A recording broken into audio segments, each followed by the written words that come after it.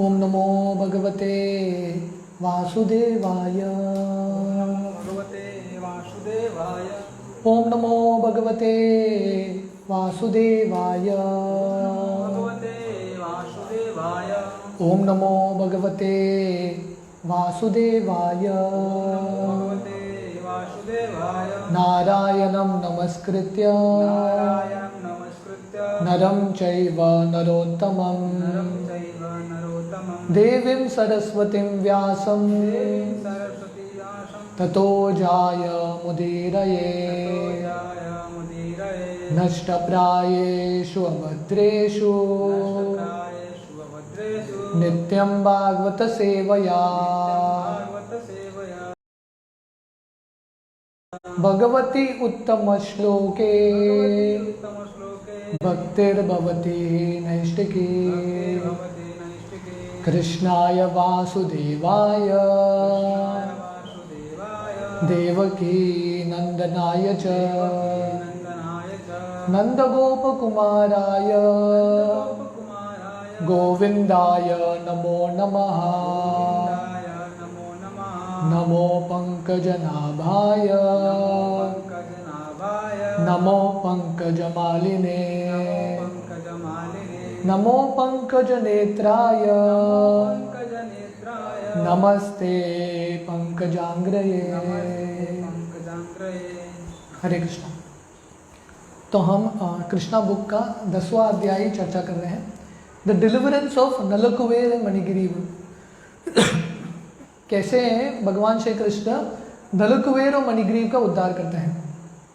तो हमने देखा कि नारद मुनि जब नलकुबेर और मणिग्रीव मंदाकिनी गंगा में स्नान कर रहे थे और पूरे नशे में थे, एक तो पैसा का नशा, स्त्री का नशा, दारू का नशा, सुंदरता का नशा, ये सब नशे में थे, उन्होंने नारद मुनि को सम्मान नहीं किया।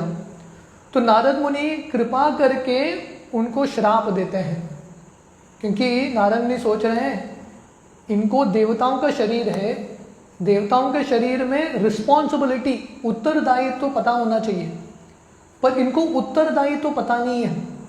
इसलिए अभी ऐसा एक पोजीशन बनाएंगे, उनका स्तर बनाएंगे जिससे उनको समझ में आएगा उत्तरदायित्व तो क्या है। तो अगर एक पिताजी अपने बच्चे को पैसा देते हैं 100 रुपया, वो 100 रुपये को सही इस्तेमाल करता है तो पिताजी और पैसा देंगे 1000 रुपया, पर 100 रुपया देता है उसको इस्तेमाल नहीं करता, जो भी है उससे ले लेंगे। तो with great responsibility, with great power comes great responsibility. जब शक्ति मिलता है उसके साथ साथ उत्तरदायित्व तो भी है। तो इसलिए लीडर बनना इतना आसान नहीं होता। It is not so easy to become a leader. हाँ, लोग सम्मान करेंगे पर उसके साथ साथ उत्तरदायित्व है। तो इनको वो स्तर तो मिल गया देवताओं का, पर देवताओं का गुण नहीं था। तो इसलिए नारद मुनि बोलते हैं अभी थोड़ा ट्रेनिंग कराएंगे, बिना ट्रेनिंग के पोस्ट में आ गए, अभी थोड़ा ट्रेनिंग कराएंगे, ट्रेन होने के बाद सही पोस्ट में आएंगे वो लोग। तो ट्रेनिंग क्या होता है, जब व्यक्ति कष्ट से गुजरता है तो अपने आप ट्रेनिंग होता है। तो प्रभुपाद यहाँ पे लिख रहे हैं, a person who has a pin prick in his body does not wish others to be pinpricked by pins. A considerate man in the life of poverty does not wish others to be also put into that condition. तो ये बहुत महत्वपूर्ण है। तो इसको English में बोलते हैं एम्पैथी, दूसरे के दर्द को समझना। जब व्यक्ति शरीर में उसको कांटा लगता है, हाँ, तब उसको पता है कि दूसरों को अगर कांटा चुभता है कैसा होता है, उसको दर्द फील होता है, महसूस होता है, क्योंकि एक्सपीरियंस किया उसने। जिसने कुछ एक्सपीरियंस ही नहीं किया अपने धुन में रहता है। एक बार पेरिस में एक रानी थी बहुत साल पहले, तो अपने धुन में रहती थी। तो पूरे पेरिस में, पूरे फ्रांस में अकाल पड़ गया, किसी को खाने के लिए नहीं है। और वहाँ पे ब्रेड खाते हैं, जैसे यहाँ पे रोटी खाते हैं वहाँ पे ब्रेड खाते हैं। तो मिनिस्टर आके रानी को बोलने लगी जनता के पास ब्रेड नहीं है खाने के लिए। तो रानी बोलती है तो क्या प्रॉब्लम है, केक खाने को बोलो, लेट देम ईट केक। तो ये रानी इतना कट ऑफ है, उसको प्रजा का कष्ट क्या है समझ में नहीं आता। क्यों? क्योंकि गरीबी कभी देखा ही नहीं उसने। जिसने गरीबी कभी देखा ही नहीं, गरीब का जो व्यथा है उसको कैसे समझ में आएगा? जो दर्द से कभी गुजरा ही नहीं, दूसरों का दर्द को कैसे समझ पाएगा? इसलिए भगवान कभी कभी ऐसा स्तर देते हैं, कृपा करके सब कुछ छीन लेते हैं ताकि हमको पता चले दूसरों का दर्द क्या है। We can be empathetic to others. दूसरों के जो पादुकाएं हैं, दूसरों का जो चरण है, उसमें जाके उनका ज़िंदगी देखना, उनका अनुभव क्या है। तो जो गरीबी से आए हैं, कष्ट करके आए हैं, उनको पता है जब दूसरों को कष्ट होता है वो कनेक्ट कर पाते हैं, नहीं तो अपने ही धुन में व्यक्ति रहता है। Generally it is seen that one who has risen from a poverty stricken life and becomes wealthy create some charitable institution at the end of his life so that other poverty stricken men might be benefited। तो ये देखने को आता है, जो व्यक्ति गरीब था, गरीब से अमीर बनता है, अगर कोई व्यक्ति अमीर बनने के बाद भी बाकी गरीबों को भूलता नहीं है, उनको देख के दान देता है, कुछ तो चैरिटेबल इंस्टीट्यूशन करता है, क्योंकि उसको गरीबी का दर्द पता है। He can understand the pain. तो हमेशा दूसरों के दर्द को समझना इम्पॉर्टेंट है, नहीं तो हमें ककून में अपने ही ज़िंदगी में अपने ही दृष्टिकोण के अनुसार हम जिंदगी बिताएंगे। We will never understand the feelings of others. पर दुख दुखी, अगर दूसरों के दर्द को हम समझ नहीं पाएंगे तो दुनिया के दर्दों को हम क्या समझेंगे। एक बार एक व्यक्ति आता है वल्लभाचार्य के पास और बोलता है मुझे संन्यास लेना है। तो वल्लभाचार्य बोलते हैं क्या योग्यता तुम्हारा संन्यास लेने का? वो बोलता है मेरी पत्नी आज मर गई, मेरे आंख से एक अश्रु भी नहीं निकला, इतना वैराग्य बन गया, एक अश्रु भी नहीं निकला। तो वल्लभाचार्य बोले जाके दूसरा शादी करो, क्योंकि पत्नी मर गई, दर्द नहीं हुआ तुमको, अश्रु भी नहीं निकला, तो दूसरों के दर्द को क्या अर्जित करोगे? दूसरों के दर्द को कैसे महसूस करोगे और मदद करोगे? दूसरों के मदद करने के लिए पहले सहानुभूति होना चाहिए दूसरों के दर्द के प्रति। अपने ही ज़िंदगी में जी रहे हैं तो दूसरों के दर्द के प्रति सहानुभूति कैसा होगा? तो इसलिए प्रभुपाद यहाँ पे लिख रहे हैं, ये एक्चुअली ये 2-3 पैराग्राफ में प्रभुपाद समझाते हैं गरीबी का एडवांटेज ऑफ पॉवर्टी। गरीब होना अच्छा है ज़िंदगी में, क्योंकि गरीबी की अवस्था से व्यक्ति ह्यूमन बनता है, दूसरों के दर्द को समझ पाता है। In short, a compassionate poor man may consider others' pain and pleasures with empathy। Prabhupada यहाँ पे लिख रहे हैं एम्पैथी का मतलब है दूसरों के दर्द के साथ सहानुभूति करना, समझना। कौन करता है? जिसके पास दया है और जो गरीब है, जो मॉडेस्ट जिंदगी जीता है, गरीब जिंदगी, ऑटोमेटिकली दूसरों के दर्द के साथ कनेक्ट कर पाता है। He can understand the pain of others. A poor man may be seldom puffed up with false prestige or pride, and he may be freed from all kinds of infatuation।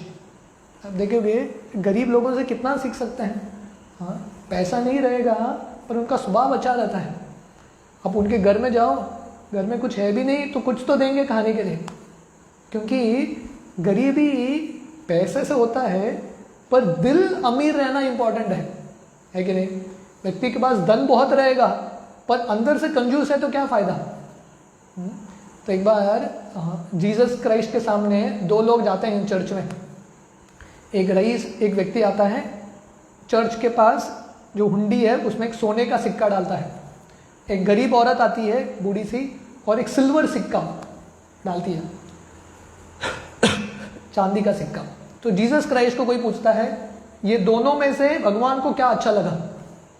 तो Jesus Christ बोलते हैं ये बूढ़ी स्त्री, उसका चांदी का सिक्का भगवान को पसंद आया, क्योंकि ये स्त्री के पास ये एक ही सिक्का था, उसने दे दिया।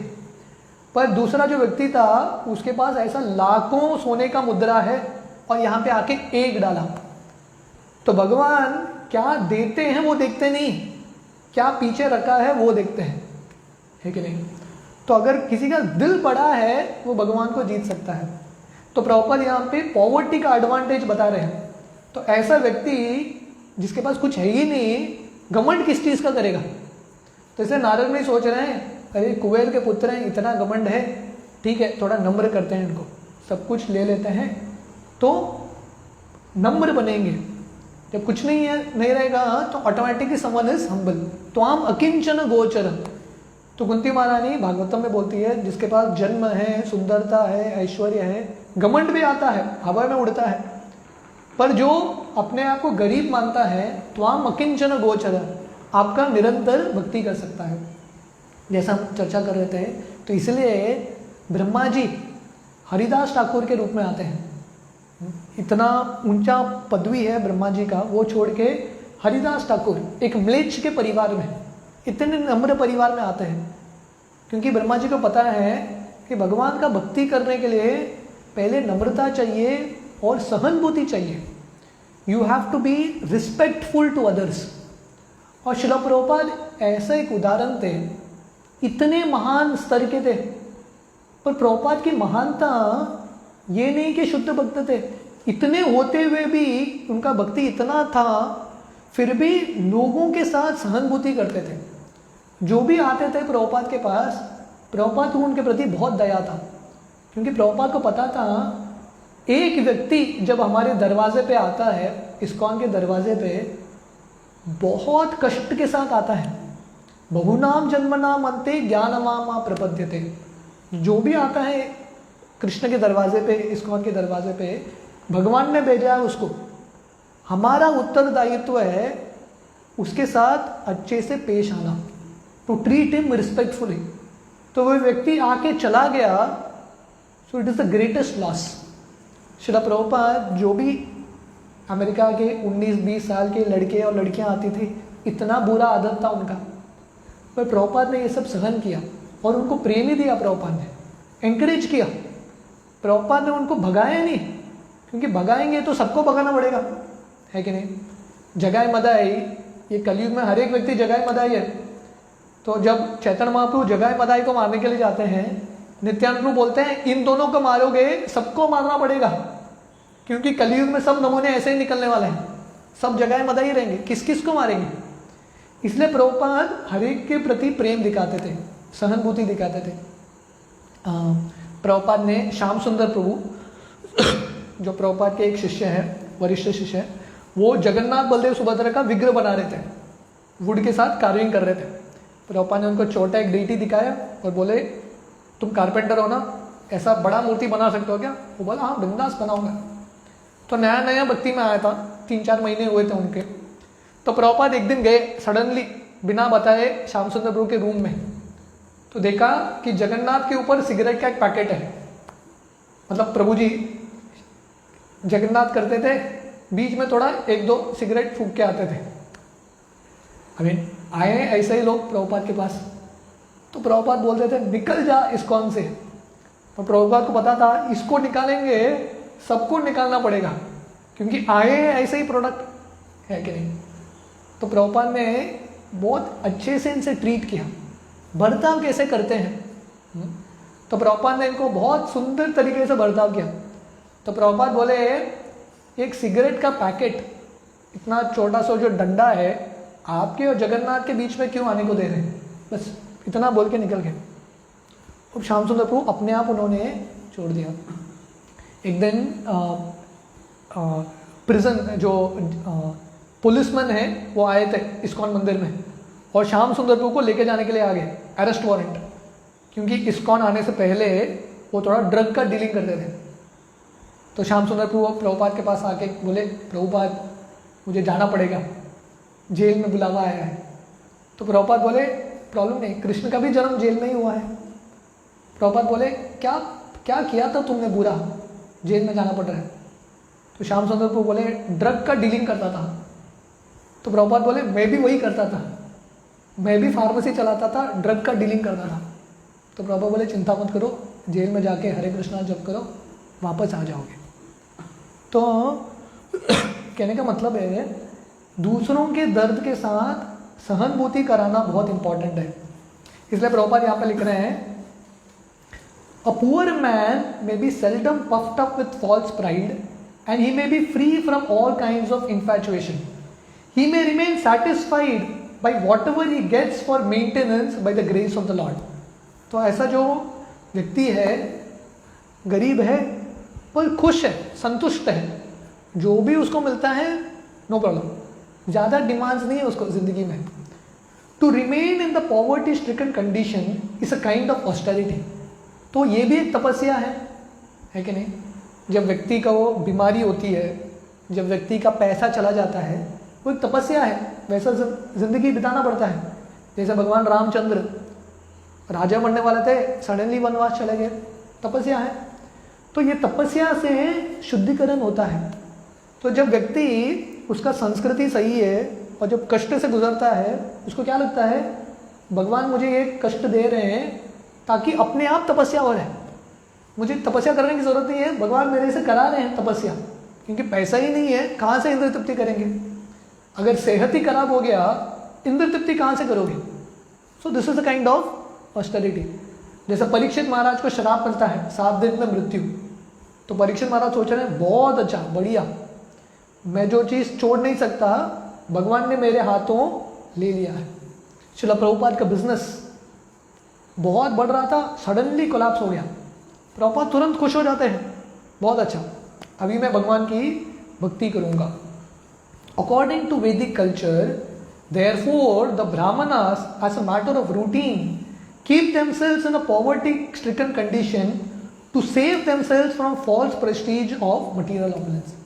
इसलिए हम देखते हैं वैदिक संस्कृति में ब्राह्मण जनरली गरीब ही रहते हैं, पर्पसली अपने आप को गरीब रखते हैं, क्योंकि उनका वो फोकस भगवान की भक्ति में करना चाहते हैं, अपना ऐश्वर्य बढ़ाते नहीं हैं।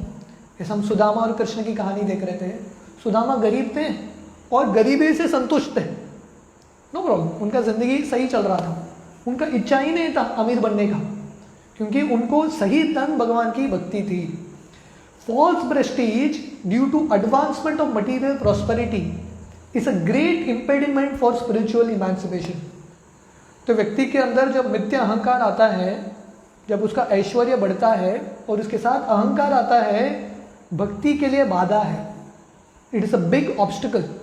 तो जितना व्यक्ति सक्सेसफुल बनेगा और अहंकार जब आएगा, भक्ति करना मुश्किल होगा। A poverty stricken man can not become unnaturally fat by eating more and more. तो जो व्यक्ति गरीब है वो ज़्यादा खा नहीं सकता है कि नहीं, पिज्ज़ा पास्ता खा नहीं सकता, जो मिला उससे संतुष्ट होना है, that's all, you have to remain satisfied. On account of not being able to eat more than he requires, his senses are not very turbulent। तो प्रभुपाद बता रहे हैं, अगर कोई गरीब है, गरीबी का एडवांटेज, अगर कोई गरीब है, ज़्यादा खा नहीं सकता, ज़्यादा खा नहीं सकता मतलब ज़्यादा मोटा नहीं होगा, ज़्यादा मोटा नहीं होगा तो इंद्रिय उसके कंट्रोल में रहेंगे, इंद्रिय का वेग नहीं बढ़ेगा। When the senses are not very turbulent, he cannot become violent। और अगर इंद्रिय उद्वेग में नहीं होते हैं, वो शांत रहता है। Another advantage of poverty is that a saintly person can easily enter into a poor man's house and thus the poor man can take advantage of the saintly person's association. तो गरीबी के अलग अलग एडवांटेज प्रभुपाद बता रहे हैं। तो पहला है, व्यक्ति दूसरों के प्रति सहानुभूति करता है, क्योंकि उसको पता है कष्ट का जिंदगी क्या है। दूसरा है, नम्र रहता है, क्योंकि नम्र है ऑटोमेटिकली उसके इंद्रिय कंट्रोल में रहते हैं। तीसरा है गरीबी का एडवांटेज, साधु संत ऐसे गरीब व्यक्ति के घर में आते हैं। तो जनरली रईस व्यक्ति के घर में साधु संत प्रवेश नहीं कर सकते, क्योंकि अलग अलग सिक्योरिटी गार्ड्स होते हैं। सिर्फ कृष्ण का द्वार का एक स्पेशल था, कृष्ण ने सब जो गार्ड्स हैं, द्वारपाल है, उनको बोल के रखा था, जो भी ब्राह्मण आएगा, साधु संत आएंगे, उनको अंदर भेज दो, उनको कुछ पासपोर्ट, कुछ आधार कार्ड, कुछ दिखाने की जरूरत नहीं है, साधु संत है तो सीधा अंदर प्रवेश। बट जनरली क्या होता है, a very opulent man does not allow anyone to enter his house Therefore the saintly person cannot enter. तो अगर व्यक्ति बहुत रईस है तो बोर्ड लिखा रहता है अंदर प्रवेश मत करो, तो साधु संत भी नहीं आते, है कि नहीं? चोर डकैत भी नहीं आएंगे, साधु संत भी नहीं आएंगे, बस ऐसा ही रहेगा उसका जिंदगी। पर अगर कोई गरीब है, आमंत्रण की जरूरत नहीं है, साधु संत वहीं पहुंच जाते हैं।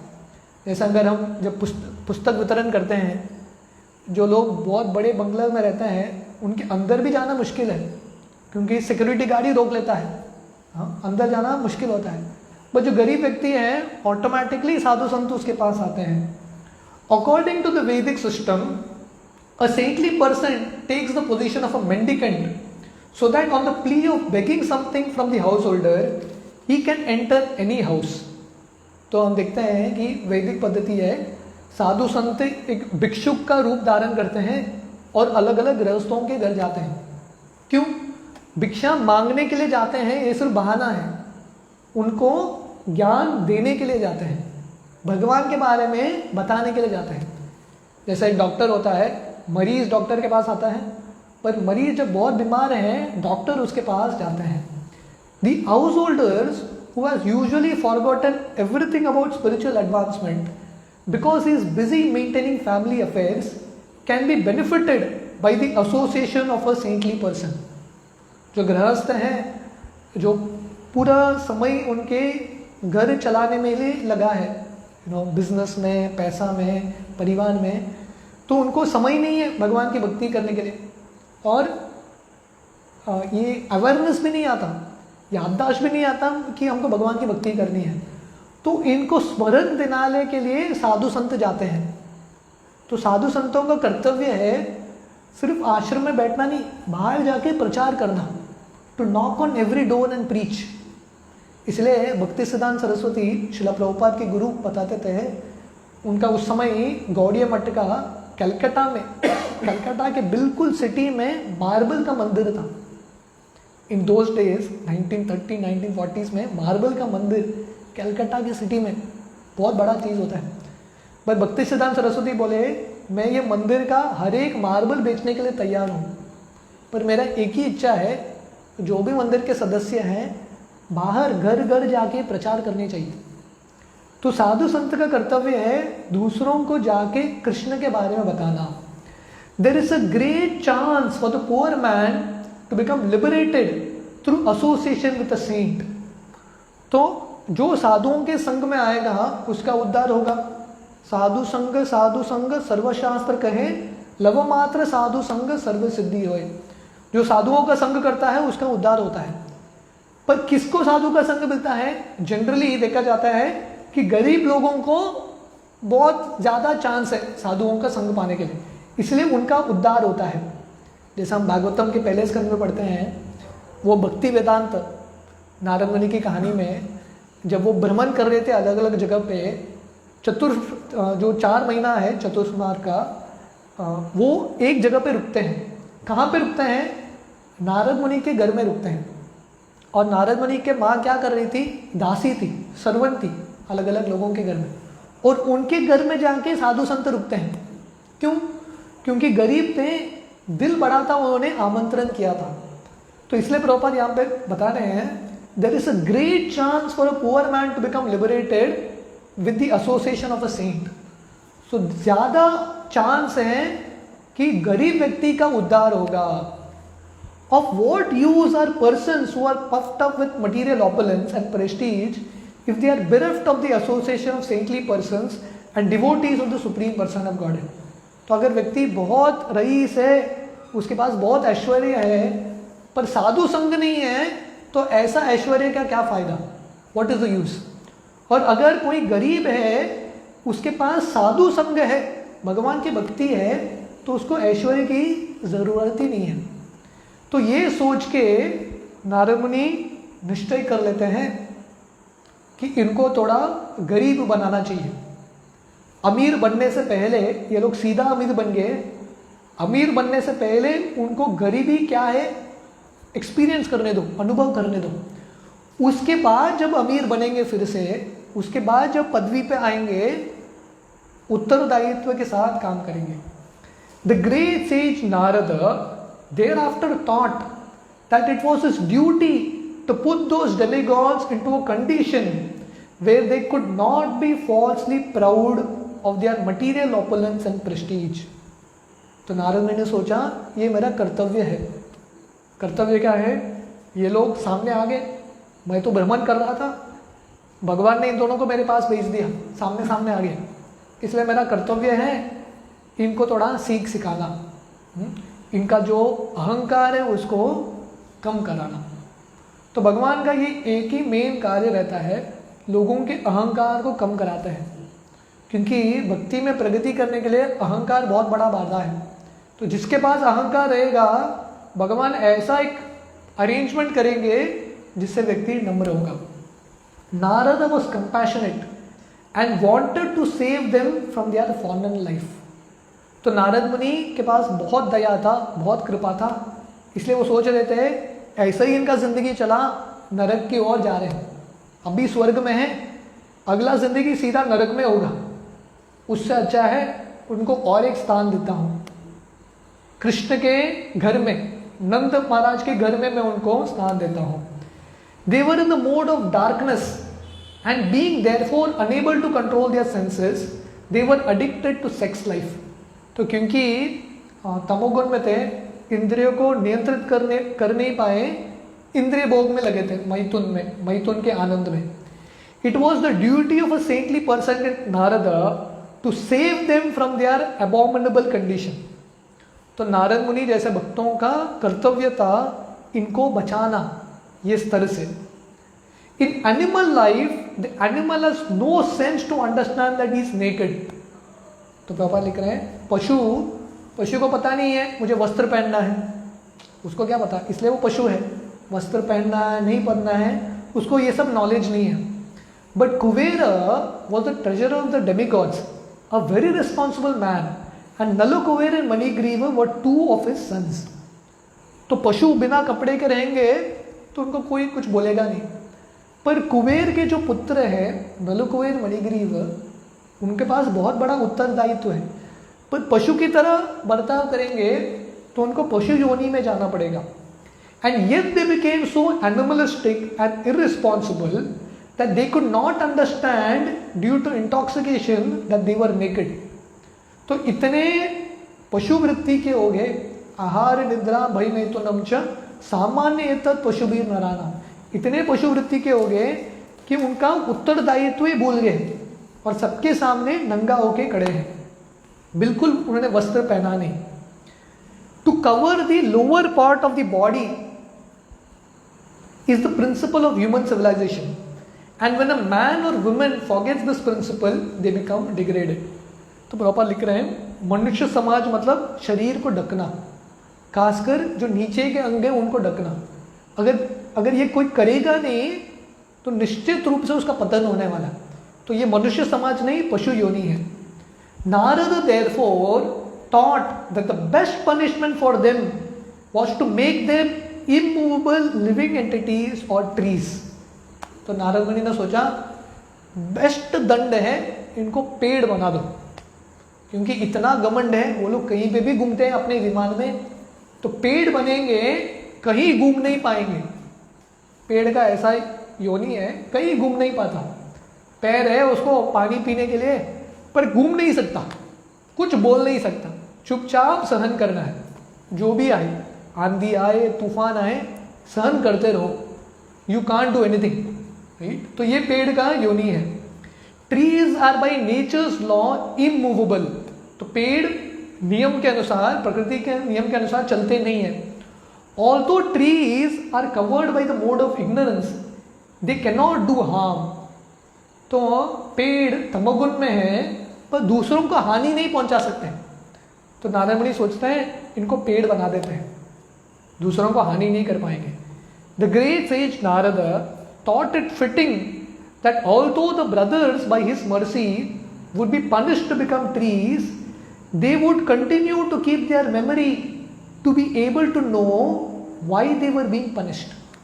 देखिए पेड़ बन जाते हैं नलकुबेर मणिग्रीव, पर उनको ये स्मरण रहता है पिछले जिंदगी में वो क्या थे और क्यों आए हैं. मतलब रोज का उनका जिंदगी, नलकुबेर मणिग्रीव उठते थे, रोज पश्चाताप ही करते थे, बहुत बड़ा गलती किया, यहाँ पे हम सजा भुगत रहे हैं। एवरीडे उनको पता था, रोज रिपेंट करते थे, पश्चाताप। ये सिंसियर रिपेंटेंस बहुत इंपॉर्टेंट है। जो व्यक्ति सिंसियरली रिपेंट करता है उसको ऑटोमेटिकली शुद्धिकरण होता है। पर अगर कोई गलती करता रहेगा पर रिपेंट ही नहीं करेगा, गलती स्वीकार ही नहीं करेगा, तो कैसे उसका उद्धार होगा? तो इसलिए नारद मुनि सोचते हैं इनको पेड़ बनाना है, पर पेड़ बना के इनका स्मरण भी रहना है, नहीं तो इनका शुद्धिकरण नहीं होगा। तो पेड़ बन के इनका स्मरण है, हम थे नलकुबेर मणिग्रीव स्वर्ग में घूम रहे थे, देखो हमारा क्या हाल हो गया। तो वो लेसन बार बार उनको आ रहा था, वो एक गलती का ये सजा। After changing the body a living entity generally forgets his previous life, but in special cases by the grace of the Lord, as with Nalakuvir and Manigriva, one can remember. तो जनरल रूल है, शरीर बदलते ही विस्मृति हो जाता है, जो भी याददाश्त है पिछले जिंदगी का वो सब भूल जाते हैं। पर स्पेशल केसेस में भगवान की कृपा से किसी को स्मरण आता है पिछली जिंदगी का। तो नलकुबेर और मणिग्रीव को बिल्कुल स्मरण था, पेड़ के योनि में उनको पता था क्या गलती किया, और रोज वो याद कर रहे थे कि हमने वो गलती किया, अभी हमको पेड़ का रूप मिला है, और रुके थे कब कृष्ण आके उनका उद्धार करेंगे। इसका आगे का जो वर्णन है वो हम कल शाम को कंटिन्यू करेंगे। हरे कृष्ण।